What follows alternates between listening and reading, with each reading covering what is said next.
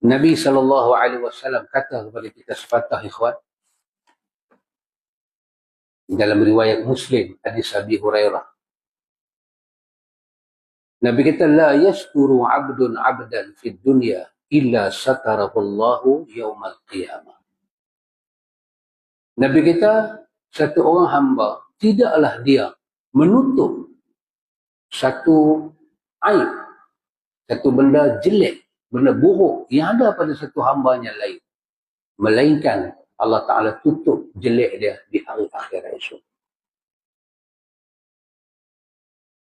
Oh ikhwan, jangan cari pasal. Kita bangkit depan Tuhan besok, cerita kita, setiap orang, la tazulu qadama abdin yawmal qiyamah hatta yus'al an arba'. Tapak kaki tak beranjak sampai tanya 4 soalan. Tiap-tiap kita, saya kena, antum boleh tengok. Allah leleh saya, Allah tanya satu-satu. Antum boleh tengok. Mahsyar sikit punya besar. Kita pun tak tahu. Orang negeri mana, karya mana. Tapi bila satu orang dihisap, semua telinga dengar, semua mata nampak.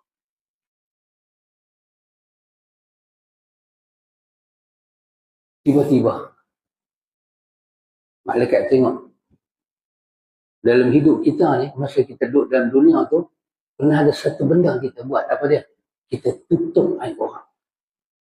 Maka apa terjadi? Masa disebut buruk kita, semua telinga tak dengar. Allah tutup daripada orang lain pasal kita tutup aib orang di dunia.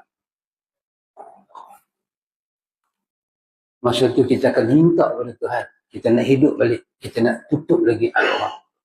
Supaya kita lebih selamat di hari akhirat. Satu aib kita dibuka. Kita nak menangis banyak mana tetap. Kita nak menangis banyak mana tetap. Tapi sekali sahabat tanya Nabi, ya Rasulullah, macam mana ahli neraka ni menangis? Macam mana orang-orang masuk neraka ni menangis? Kerana kenang balik apa mereka buat. Malaikat kata pada mereka, rasalah azab. Yang apa tak percaya dulu, rasa. Dia pun menangis macam mana? Nabi kata, ayat mata ahli neraka itu turun. Nabi kata, kalau ada satu safinah, satu bahtera di situ, bahtera tu boleh terapung.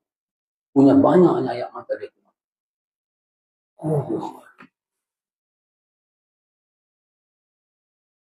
Nabi SAW kata kepada kita sepatah dalam riwayat Muslim daripada Abu Hurairah. Nabi kata, man nafasa an mu'min qurbatan min qurabid dunya, nafasallahu anhu qurbatan